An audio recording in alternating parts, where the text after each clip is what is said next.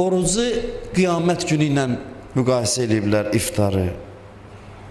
İnsan özü-özünə dünyada deyir ki, döz, axşam yiyəcəksən, necə demirsən, oruc vaxtı. Elə də dünya neymətlərinə baxasan, deyəsən, döz, bir müddətdən sonra sənin ixtiyarındadır bunlar hamısı. Oruc insanda tərk xüsusiyyətini yaradır. İnsan tərk eləməyi bacarsa kişi adamdır. Bizim çoxumuzun çətinliyimiz bilirsiniz nədən? Tərk eləməyi bacara bilmirik. Olmaza əməl eləsək, çox yaxşı xüsusiyyətdir bu. Vaciblərdən çox olmazlar ki var, Allah deyir, olmaz eləmə. Buna biz əməl eləsək, vaciblərimiz məna kəsb eləyəcək. İbadətimizin dadı başqa olacaq. Bizim bilirsiniz, ibadətimiz niyə görə dadlıdır, xoşdur, ləzzətlidir? Ona görə ki, bu olmazlara biz riayət eləmirik. Oruc bizə əsas bunu öyrədir ki, olmazlara əməl edirik. Olmazlardan çəkinməyi öyrədir bizə. Və oruc bizə nəyə başa salır? Oruc bizə məhrumiyyətə dözməyi başa salır. İnsan məhrum ola, amma razı qala Allahdan. Deyək ki, yoxdur, heç olmasın. İnsan könül xoşluğu ilə oruç tutar. Oruç çıxandan sonra insana deyərlər ki, məsələn, sənin evin yoxdur, maşının yoxdur, deyə heç olmur olmasın. Ən təbii ehtiyaclar, suya ehtiyacım vardı, ona da deyirdim, heç olmur olmasın. Riza məqamına çatdırır oruc insanı. Məhrumiyyətə dözümlə yanaşmağı öyrədir oruc insana. Oruc insana başa salır ki, dünyaya biraz kənardan bax, fürsət verir bizə. Fikir verirsiniz, orucda insan elə bil ki, biraz dünyaya qıraqdan baxır. Başa salır ki, çox da özünü öldürmə, çox da sevinmə, çox da kədərlənmə, çox ötəri şeylərdir bunlar. Bu bir oyundur ki, Allah qurub insanlar üçün çox əhəmiyyətli məsələlərdir. İnsan oruc halında elə bil ki, dünyanın həqiqi mənasını, dünyanın həqiqətini görür.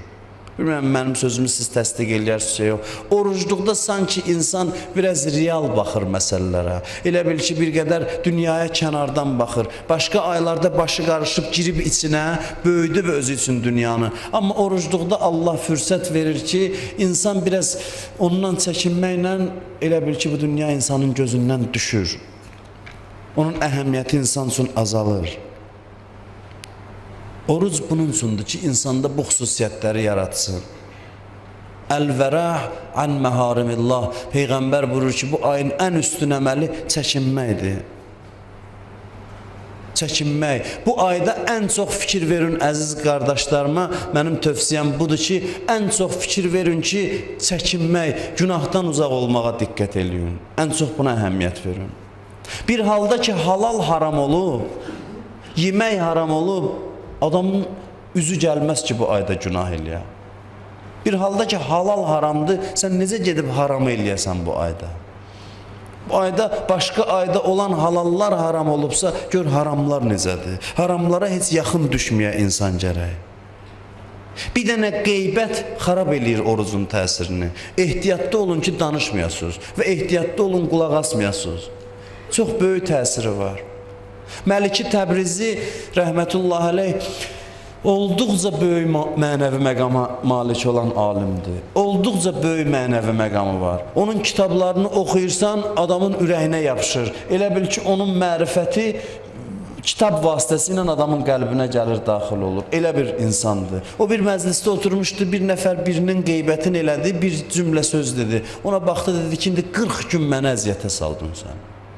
Mən bu qeybətin təsirini ürəyimdən çıxartmaq üçün gərək 40 gün gedəm ibadət eləyəm. Biz bilmirik. Bir dənə əməl ruhda o qədər təsir qoyur ki, onu təmizləmək üçün bəzən 1 ay, 2 ay, 5 ay vaxt lazımdır. Bəlkə illərlə bəzən, mən bunu demişdim sizə, bir nəfər alim deyir, dünyadan köçürdü. Dedi ki, ömrümdə bir dəfə bir bihudə məclisdə oturdum. İndiyəcən can verirdi. Dedi, indiyəcən hiss edirəm ki, o məclisin təsirini ruhumdan çıxarda bilməmişəm. İndiyə qədər o təsir mənim ruhumdadır.